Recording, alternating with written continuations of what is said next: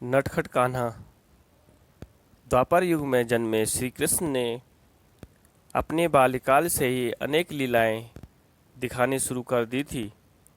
इन बाल लीलाओं का जिक्र अनेक पुस्तकों और पुराणों में मिल जाता है। यशोदा मैया के आंचल में पल रहे कृष्ण ने गोपियों और ग्वाल बालों संग अनेक बाल लीलाएं की, जिसके जरिए उन्होंने संदेश भी दिए। इन्हीं लीलाओं में से एक लीला कृष्ण द्वारा गोपियों के वस्त्र चुराने की है। नटखट कृष्ण ने गोपियों के वस्त्र चुराने के साथ उन्हें ज्ञान दिया था। तो चलिए जाने आखिर क्यों गोपियों के वस्त्र कृष्ण ने चुराए थे। दोस्तों, प्लीज़ आपसे रिक्वेस्ट है कि वीडियो को देखने से पहले वीडियो को लाइक और सब्सक्राइब करें। कमेंट में जय श्री कृष्णा जरूर लिखें।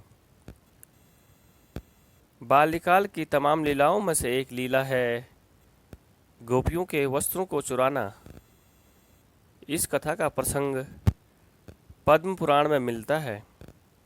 कथा कुछ इस प्रकार है कि दैनिक दिनचर्या की भांति गोपियां एक दिन तालाब में स्नान करने के लिए एकत्रित हुई और स्नान के लिए तालाब के जल में उतर गई।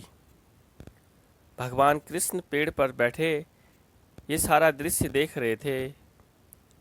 जब गोपियां स्नान करने में व्यस्त हो जाती हैं, तभी कृष्ण चुपके से नीचे उतरकर गोपियों के वस्त्र छुपा देते हैं। जब गोपियां स्नान से निर्वस्त्र होती हैं और अपने कपड़े लेने की सोचती हैं, तो देखती हैं कि वस्त्र स्थान पर नहीं है। यह देखकर गोपियां घबरा जाती हैं और यहाँ वहाँ देखने लगती हैं। तभी उनकी नज़र पेड़ पर पड़े छुप कर बैठे कृष्ण पर पड़ती है और वो समझ जाती है कि जरूर वस्त्र कान्हा ने ही चुराए होंगे।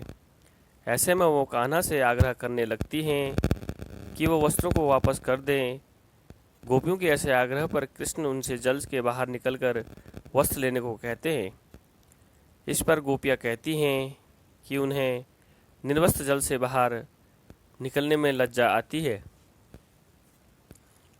कृष्ण गोपियों के संवाद करते हुए उन्हें जल में बिना वस्त्र के नहाने में लज्जा नहीं आई, जबकि वो जल में प्रवेश करते समय बिना वस्त्र के ही होंगी। इस पर गोपियाँ कहती हैं कि उस समय यहाँ पर कोई नहीं था।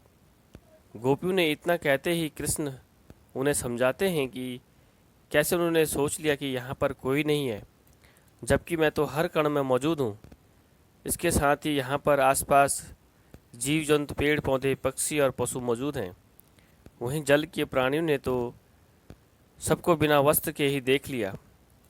स्वयं जल के देवता वरुण देव भी तुम्हें देख रहे हैं, इसलिए ऐसा संभव ही नहीं कि निर्वस्त्र स्नान के दौरान तुम्हें किसी ने ना देखा हो।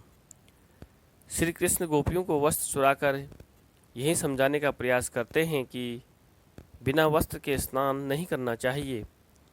इस बात का उल्लेख गरुड़ पुराण में भी मिलता है। स्नान के समय हमारे पूर्वज आसपास ही होते हैं। स्नान के दौरान गिरने वाले जल को पूर्वज ग्रहण करते हैं और तृप्त होते हैं। अगर बिना वस्त्र के कोई मनुष्य स्नान करता है तो पूर्वज अतृप्त रह जाते हैं। ऐसे में व्यक्ति के पूर्वज उनसे रुष्ट हो जाते हैं और व्यक्ति का धन, ऐश्वर्य, बल, तेज, सुख सब चला जाता है। इसलिए कभी निर्वस्त्र होकर स्नान नहीं करना चाहिए।